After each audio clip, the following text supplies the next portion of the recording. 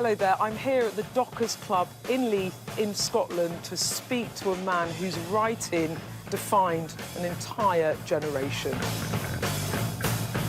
As Trainspotting celebrates its 30th anniversary, I'll speak to author Irvine Welsh about its far-reaching legacy. He's never fought shy of controversy. I'll be getting his views on Nicola Sturgeon, Scottish independence, Labour, J.K. Rowling, and whether AI might mark the end of the creative industries. So this week, choose a life, choose a job, choose a career, choose a family. It's Beth Rigby interviews with Irvine Welsh.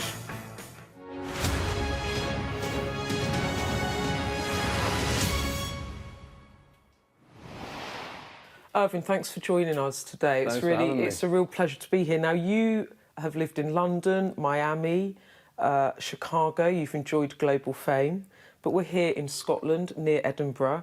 But to be more precise, because there's a very significant difference, we're in Leith and we're in the Dockers Club. What does this place mean to you? Well, actually, I wrote my first book, Trainspotting, basically through that wall, because my house was above the Dockers Club at the time when I came back. So it's pretty much in my DNA, you know. It's like my grandfather worked in the docks, and there's a whole line of sort of Leith Dockers, and the club is now, it's kind of run by friends basically who've kept the kind of spirit of it alive. And yeah, it's a fabulous spot, and the whole, you know, the boxing club across the road, the Leith Vic, and the house that I was born in, Prince Regent Street's down there and all that. You know, but so it's pretty much in my DNA, the area. It's in your DNA, and it's almost like the novels that you write. They feature Leith and Edinburgh almost as a character, in a way. How important is the setting to you for your process of writing? I think that even if it's funny, because I think as a writer you're formed by kind of childhood and early adulthood experiences, and most of mine were kind of here and in the North Edinburgh schemes down the estuary. So I think that even if I'm writing about London or Miami or Chicago or Amsterdam or whatever, it's still basically kind of formed by my experiences here, you know. So it's like, you know, sometimes I'll be writing a sort of a big long story and it'll be set in Amsterdam or Arizona or sort of something like that. I think, nah, this is really Leith, isn't it? Just change it again. You've written many novels. Your new one, The View from Poacher's Hill, is coming out in August. Another, of course, is Trainspotting, that has its 30-year anniversary. It's a novel that became an era-defining film. We all watched it. I watched it, obsessed with it as a teenager. It had huge literary and cinematic impact. When you were writing it, did you think this is going to be this successful? I didn't, and I can assure you that the Seal Club, The View from Poacher's Hill, with myself, John King and Alan Warner, will be more successful than Trainspotting, because it's a better book, basically. But you might have written many better books since. Well, yeah, the thing is, you always write kind of better books, but you can't really be responsible for, you know, the way it's culturally embraced, basically. I think it's very difficult now for any book to get the kind of attention that Trainspotting got, because we're moving into this post-cultural, basically post-human world, you know, where everything is, we're geared to eradicating kind of, we don't really have a street culture, we have a screen culture now. So everything is geared to sort of kind of trying to eradicate and edit out all forms of pain, which kind of really kind of destroys all forms of growth in a way. So we're kind of making ourselves into robots. So if we can't do it in time, we'll invent the AI robots to replace us. So there's not a lot of opportunity for culture in a kind of in an online society. You know, you're talking about now, kind of, we're moving into maybe a new seismic shift in society with artificial intelligence. There was a writers' strike in the US. One of the elements of that being writers worried about the robots taking over the creative processes. Are we heading to a dystopia where the robots take over? I mean, is when you talk about Trainspotting being about the end of work, we're having another... It's what you've just talked about. That's the way it seems to be heading. I mean, all these kind of Silicon Valley nerds have all got into religion, and you know, their thing now is like, you know, does God exist? Not yet, but we're going to invent him. You know, so that's the end plan, isn't it? Is to have this. It's, you know, it's like capitalism, neoliberalism, technology all coming together to basically eradicate human consciousness, to build this sort of kind of efficient, self-perpetuating machine. You know, so I think the big battles in future are not going to be about sort of you know, left versus right, or, you know, socialism versus capitalism. These things are all gone. These are kind of products of the Industrial Revolution. You know, we're deindustrialized now, and it's all going to be. I think it's going to be about about humanism versus, you know, versus a form of automated kind of authoritarianism. So that's the future battle, and it's like the. It seems to me that human beings have maybe got quite a bit to make up in this. Does it frighten you? No, future? no, it doesn't. No, because I think that we're basically the end game is the same. Basically, it's like, but you know, what we're trying to do is to. It seems like we're trying to use the technology to create a kind of a sort of. Almost like a post-life world for ourselves that we're going to get into touch with when we die anyway. You know, if you look at all the people like McKenna and all the writings on DMT and all the, you know, my own kind of experiences with DMT, it's like we're heading, you know, we're moving towards this, you know, it's like this bit of human existence is just a slither. This is like a working holiday.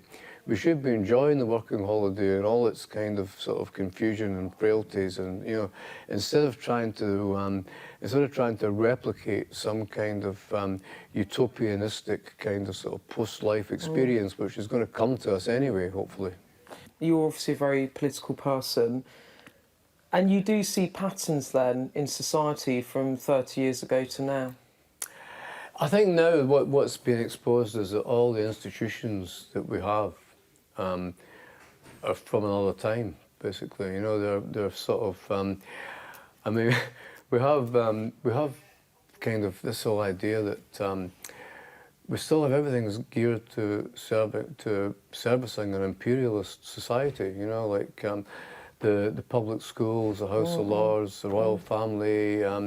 All this kind of stuff, it has absolutely no relevance to how people are living their lives now. And we're stuck with us, we're kind of ossified with this system, which, I mean, it's like the Labour Party has been going to abolish the House of Lords, you know, ever since I've been kind of sentient, basically. I remember when I was about 10 years old, kind of saying they're going to abolish the House of Lords, and now it's like, you know, Keir Starmer's just saying now that, well, we're going to flood the House of Lords with more peers first before we abolish it. You think, no, I've heard this song kind of before, you know. So yeah, we have all these symbols of kind of these institutions geared towards privilege and geared towards the protection of elites and the furtherance of elites at the expense of the citizen. And we wonder why we're in such a state as we're in. You know, we can't. You know, you have to.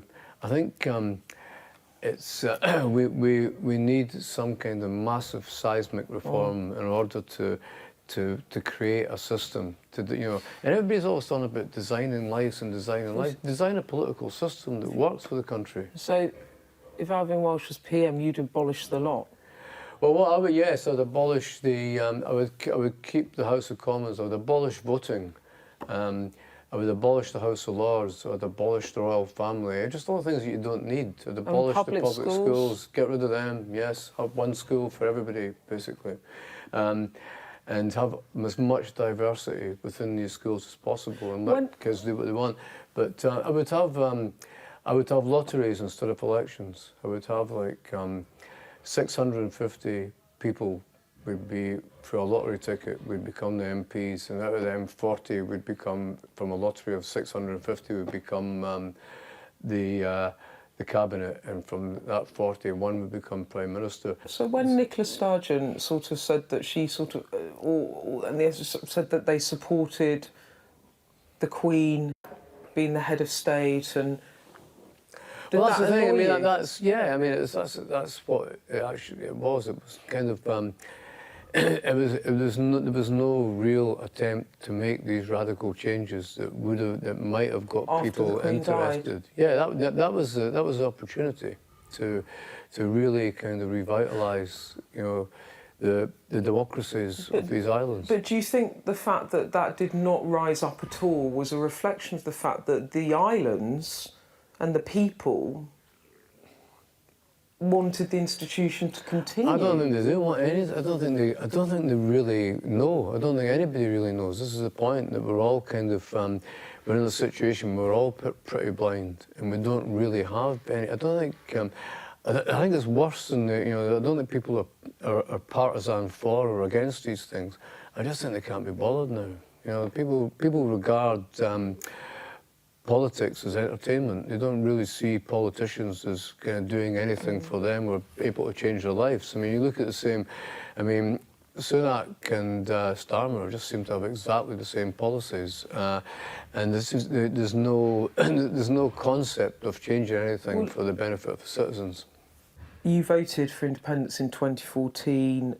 You've been a long-standing and vocal supporter of independence. Are you still, given everything that's happened with the SNP and... I was never with the SNP. I've never voted for SNP. I've never been a supporter of the SNP or a member of the SNP. I've always supported Scottish independence. I mean, I kind of support Yorkshire independence, Cornish independence. You know, it's like...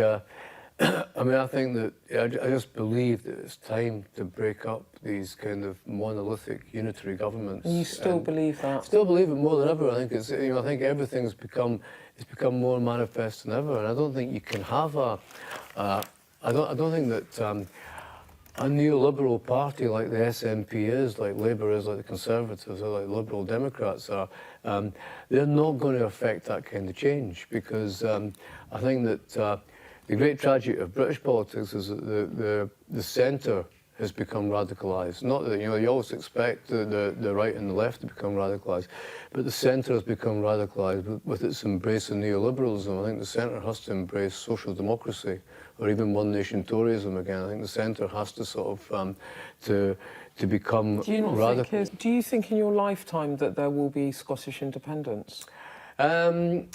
I'm not really, you know, I think it's impossible to predict anything. I mean, I couldn't, you know, I couldn't predict for certainty that the Union will survive.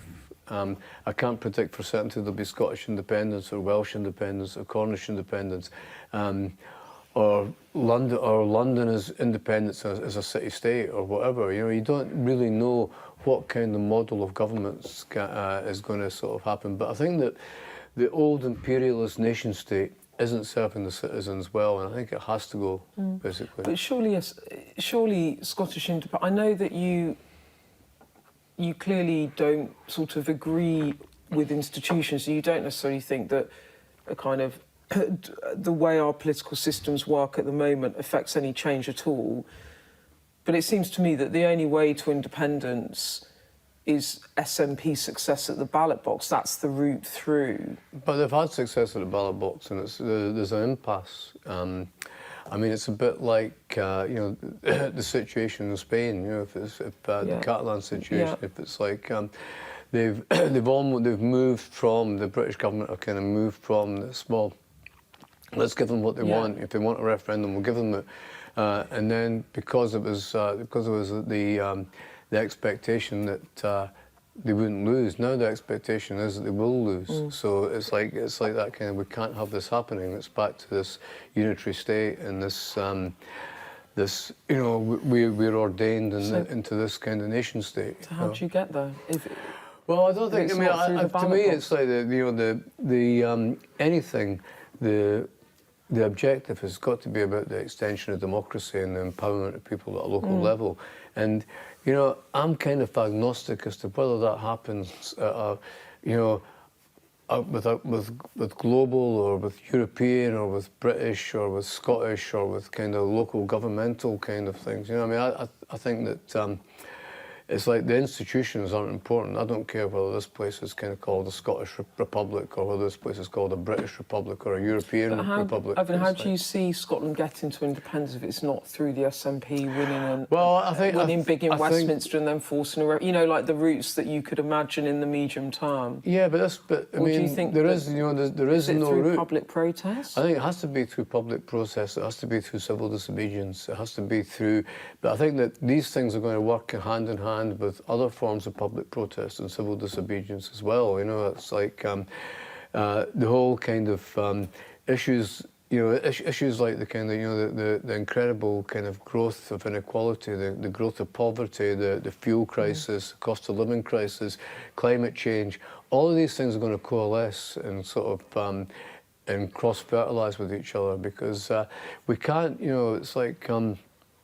Everything seems to be in decline, and as long as it is, the kind of inertia we're trying to impose on life isn't going to hold because it's not, you know, it's not stability or tradition that's holding us together. It's inertia and confusion and an inability to actually envision a future. But hopefully, people will start doing that because.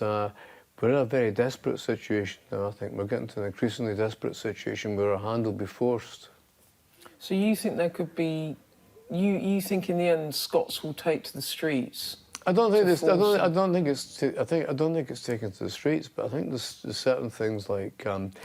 if you look at... I mean, I just... On Twitter the other day there, I was just looking at this morning. It was like Bayern Munich football fans...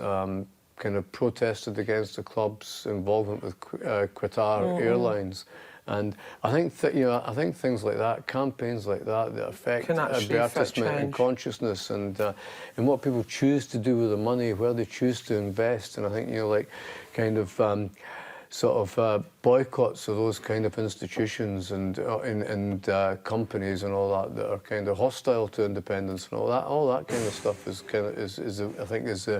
is a new civil disobedience. I don't think it's like, I mean, I think taking to streets with banners and all that, people will always do that. I don't think people equate necessarily independence with the SNP anymore. You don't? Don't think so, no. I mean, I think that they see the SNP as a kind of, a sort of, a vaguely social democratic sort of local government, basically, who who did good things with prescription charges and college fees, and kept that social democratic flame going. So he supported that. But I think that this whole kind of the whole social engineering program that they got into in the trans debate, I just don't think that was a thing for most people. I think that it seemed to be a strange kind of hill for a party that was so ascendant to die on.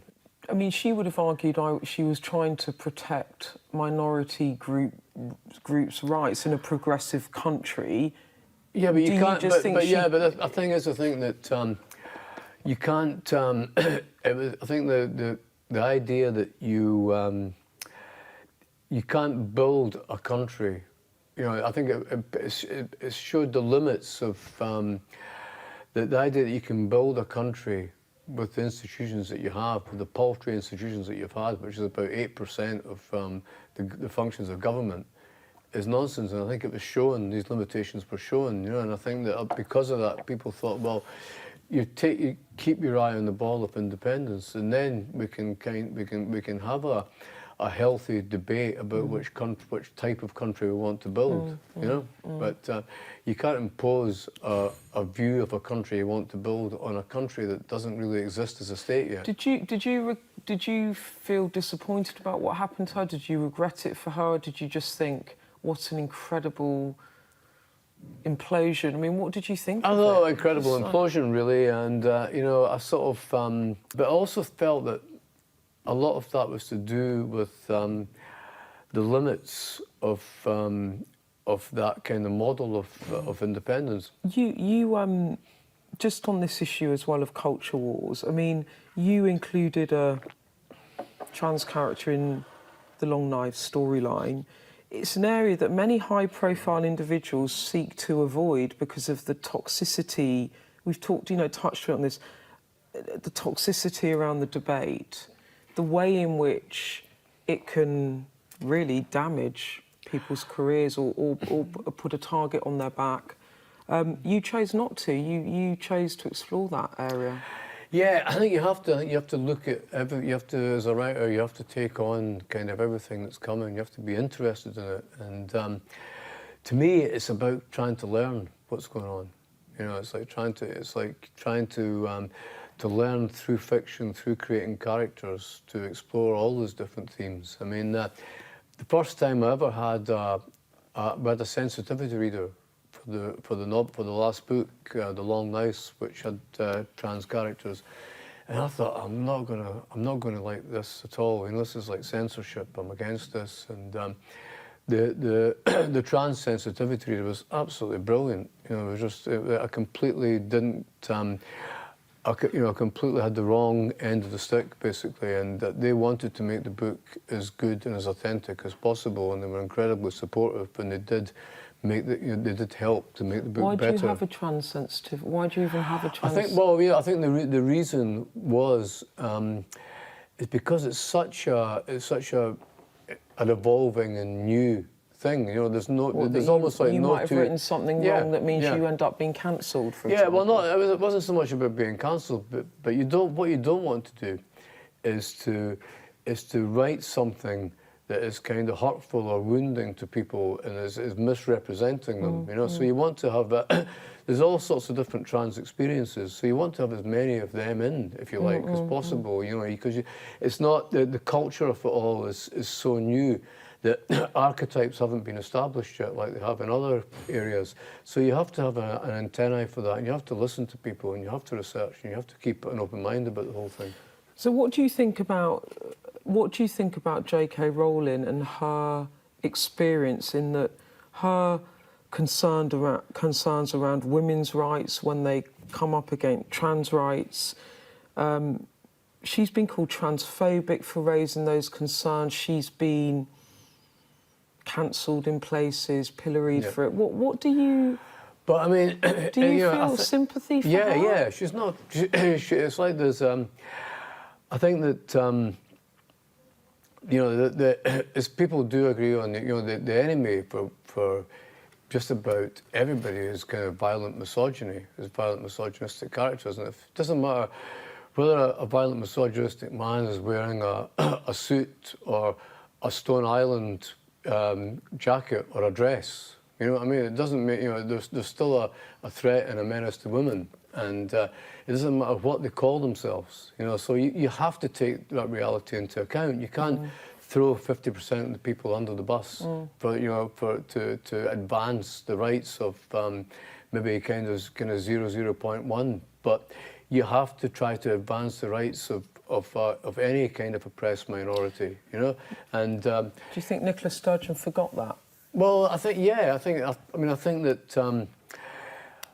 I think kind of that there's this whole sort of see, part of me really is quite empathetic to the whole idea that we break off all these ossified definitions about who we are and what we are. It's all a product of the Industrial Revolution, the division of labour, the patriarchy, and all that kind of stuff. So we should be able to be free individuals and designate ourselves what we want to be and who we want to be. But at the same time, you can't you can't impose an ideology on the rest of the world just because you think it's a good idea. And again, it's this thing about the lack of contestation of culture. Culture has to be contested and debated, and it's only been debated on. It's like if you look at the trans kind of the debate, for example. If you go into that, it's just kind of nutters really kind of seeing how cruel they can be to each other online. It's like it's carnage, but. offline, most people aren't like that. Yeah. You know, they're reasonable and they want to sort of. Most women are feel, you know, in my experience, women I talk to, they're very sympathetic to genuine trans to trans people, and most trans people we kind of are horrified at the idea of misogynistic men kind of attacking women and, you know, wearing dresses and attacking women and being kind of abusive to them online. You know, so there has to be some kind of you know, we're finding a way through this sort of minefield. So there has to be some way through it, and I think we just have to kind of continue to have that kind of dialogue, really. Do you even worry, though, even defending J.K. Rowling puts, you know, it's almost like you can't even defend her or advocate for her anymore. It's become so toxic. Yeah, I mean, well, I think it's become toxic, but it's only become toxic at the margins. I mean, I don't think J.K. Rowling's given much of a toss. She's still massively popular and selling loads of books, like, you know, so she's kind of... Have you spoken to her about it? Do you know her? Have you...